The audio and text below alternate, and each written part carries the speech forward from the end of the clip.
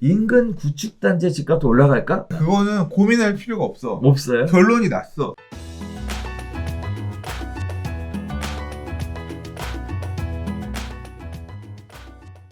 자, 다섯 번째 이야기로 들어가겠습니다. 공급 관련된 이야기 두 번째인데요. 그린벨트 풀까 말까에 대한 얘기입니다. 자, 그린벨트 풀린다는 소식이 있자마자 강남 내곡동, 세곡동에 동업수도 묻지 않고 사는 사람들이 많이 늘어났다라는 얘기고요. 또 용산에는 2만 가구의 신도시로 공급할까에 대한 남만원 공급 대책에 대한 이야기들입니다. 자, 일단 크게 꼭지를 뽑아보면요. 두 가지가 있는데요. 일단 정부에서는요. 강남 3구의 세곡동, 우면산 일대, 수서역 인근의 그린벨트 지역을 해제 대상으로 유력하게 보고 있다라는 내용들이 알려지고 있고요. 하지만 서울시는 그린벨트 해제에 반대한다라는 입장입니다. 자, 이렇게 되면 어쨌든 그린벨트를 풀어서 공급하게 되면요. 1, 2년 안에 강남의 미니 신도시 공급 물량이 풀릴 수 있다는 관측이 제기가 되면서 최근 1, 2주간에 강남 세곡동과 서초구 내곡동 등에 위치한 아파트의 손바뀜이 활발하게 진행되고 있다라는 소식입니다. 거기에 따라 그린벨트가 해제되면 일대에 새 아파트가 들어서게 되고 기존 구축단지의 집값도 오를 것이라는 기대감이 녹아 들어가서 거래가 활발하게 이루어지고 있다는 건데요. 문제는요. 강남 그린벨트 해제 시 이르면 내년 3기 신도시와 함께 사전 청약이 가능할 것으로 보여지고 있습니다. 실제 2009년 5월 보금자리 어쩌고저쩌고에 대한 내용 참고해 보시면 될 것 같고요. 자, 비슷한 시기에 사전 청약제를 실시하고 있는 3기 신도시 수요에 강남 미니 신도시 공급되면 오히려 3기 신도시는 타격받지 않을까에 대한 우려 섞인 목소리들이 나오고 있는데요. 자, 이거를 우리가 이런 얘기로 한번 얘기해보면요. 실수요자 입장에서는 강남의 미니 신도시 공급되면 미니 신도시가 이제 3기 신도시 가면 안 되잖아요. 그 얘기. 그거야 뭐 선택의 문제지. 뭘 타격을 뭘 걱정해. 그럼. 그 다음에 또 하나는 신도시가 지어져서 가격이 올라간다라는 보장은 없어요. 일단 워낙에 저가로 공급하겠다고 했으니까. 문제는 비싼다 하더라도 인근 구축단지 집값도 올라갈까? 오늘 그 두 가지 이야기를 그러니까 그거는 고민할 필요가 없어. 없어요? 결론이 났어. 그래요? 지금 가격을 뭐 호가가 1억이 올랐고 그 금액에도 사겠다고 사람들이 덤비고 막 가고 있잖아. 이미 올라가는 거야. 이거 나는 사실 이거 옛날 생각이 자꾸 나요. 처음에는 그런 느낌이었거든. 뭐였냐면 이게 우리가 지난 상승장에서도 보면 처음에 2003년도에 이제 막 가격 불안하니까 뭐라 그랬냐면 판교 신도시의 강남 대체 목적으로 중대형 많이 짓겠다. 맞아, 이렇게 이제 바꿨어. 언제쯤 얘기야? 그 2003년도 네. 얘기야. 나 꼽고만. 지금 벌써 이제 좀 있으면 17년 되네요. 근데 그러다가 이제 안 되겠으니까 2005년에 831 대책 때 더 풀겠습니다. 송파 신도시를 짓겠습니다. 그래서 위례 신도시 발표를 한 거예요. 짓겠다라고 하고 그 다음에 이제 그 이름이 위례 신도시가 된 건 한참 뒤의 일이지. 그 다음에 또 이제 그래도 부동산 가격이 2006년에 난리 나고 불안하니까 그 다음에 내는 게 뭐냐면 2기 신도시 확대할게. 그래서 기존에 공급했었던 동탄 신도시 옆에 동탄 2신도시가 이제 그때 또 다시 이 신도시로 공급이 된 거거든요. 그러니까 공급 대책으로 그 당시에 나온 거거든요. 그러니까 지금 거의 이제 그런 느낌인 거예요. 3기 신도시 내놓고 안 되니까 또 그런 그린벨트 풀겠다 이러면서 이제 얘기가 나오는 상황인 거잖아요. 네네. 근데 그때도 뭐가 있었냐면 지금은 어디가 될 거냐 얘기가 이제 동탄 2가 확정이 됐지만 그 당시 광주, 오포 뭐 이런 쪽이 될 거다.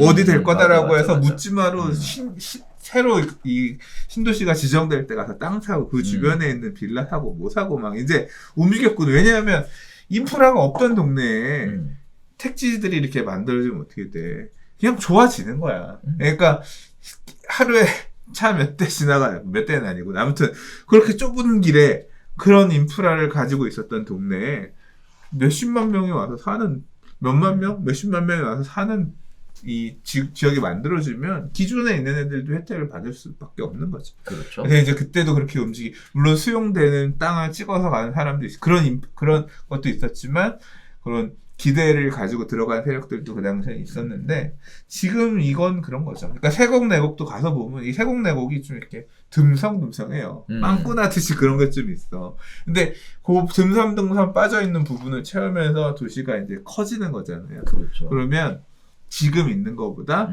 더 좋아질 거다. 이제까지는 사실 우면지구, 우면 내곡지구 뭐 이런 것들 얘기를 하면 세곡지구 이런 거 얘기를 하면 세곡지구도 보면 이제 그 저기 어디야 일원동에서 수서에서 내려가면 이제 그쪽에 가면 이제 약간 외진 느낌으로 있는데 거기가 더 커지면서 되면 새 아파트들로 바뀌는 그런 지역으로 바뀐다라고 하면 또 힘이 생기잖아요. 그 많은 어떤 들어오는 사람들을 바탕으로 여러 가지 시설들이 들어올 수 있잖아요. 지난주에 이슈 중에 뭐가 있었냐면 용산 정비창 부지에 2만 세대 아파트 짓는다. 뭐 이제 그런 기사도 났어요. 그래서 보면서 야, 이 좁은 땅에다가 아파트 2만 세대 용적률을 1,500%로 한대. 그래서 내가 보고 야 미쳤냐. 야 용적률 1,500% 올리면 거기를 1,500을 만들면 거기 그 안에 들어가는 도로면 이런 거 어떻게 감당하려고 거기를 그렇게 고밀로 가냐. 남산하고 키 맞추기 해야 되니까. 그래서 아무튼 근데 방향성은 어쨌거나 그러면 기존의 업무지구로 정해놨던 부지를 택지를 많이 바꾸고 해서 말 그대로 주거지역이 많이 포함되어 있는 그런 개발 모델을 바꿀 수도 있다고 생각을 하는데 업무지구로 개발을 하든 8,000세대가 2만 세대로 바뀌는 주거지역으로 바뀌든 그냥 그렇게 중산층 이런 20평형대 이런 아파트들이 들어오는 데가 되면 나는 기본적으로는 그 일대의 호재라고, 그러니까 업무지구가 되면 당연히 호재지만, 그런 주거지역이 들어와도 호재라고 생각했거든요. 왜냐면 용산에 좋은 주거지역이 별로 안 많아요. 동부이촌동 다 해봐야 뭐 10,000세대 정도 되나? 근데 2만 세대, 한남뉴타운이랑 이렇게 하게 되면, 용산구 안에 세대수가 좀 나오는 그런 주거지역이 그럼 그 세대수를 바라보고 학원들 들어오고, 뭐 백화점은 아니라고 하더라도 이런저런 음식점이면 뭐면 기존에 없던 것들이 다 들어올 거 아니에요. 그러면 주변에 있는 사람들은 학원 마포로 보내다가 여기로도 보낼 수 있는 거야. 이제 그런 게 만들어지니까 사실은 좋거든요. 그래서 어떤 쪽이든 좋을 거다라고 저는 그러니까 기존에 되게 드문드문 살던 데에 비해서 이 밀집이 높아지면 그거에 준하는 좋은 시설들이 들어오면서 개선이 될 거다. 지금보다 개선이 될 거고 호재가 될 거다라고 생각했는데 그게 여기도 될 거라고 사람들이 생각하는 거죠. 그러니까 이미 반응하는 거야. 그러니까 돈 더 주고 가서 일단 여기 되면 좋겠네요. 이제 좀 택지가 그렇게 쓸만해진다라고 판단하는 거겠죠. 가는 건데 뭐 풀지 안 풀지는 지켜봐야지. 제일 중요한 건 공급에 대한 이야기들이 계속 나오고 있는데, 근데 서로 엇박자들 보여주고 있다라는 게 가장 큰 특징인 것 같아요. 여기서는 한다, 여기서는 안 한다, 오전에는 안 한다, 오후에는 한다. 이렇게 계속 말들이 왔다 갔다 하고 있는데 방귀 끼다 한번 하면 똥 나오지 않을까? 이번에는 안 하고 넘어가도 이게 부동산 가격이 안정화 안 되면 내놓을 때까지 나오지 않을까? 부동산 가격 잡을 때까지 쏟아낼 건 다 쏟아내겠다. 공급이고 수요 규제고. 네. 아무튼 공급 대책 어떻게 나올지 관심이 귀추가 주목되는 그런 부분입니다.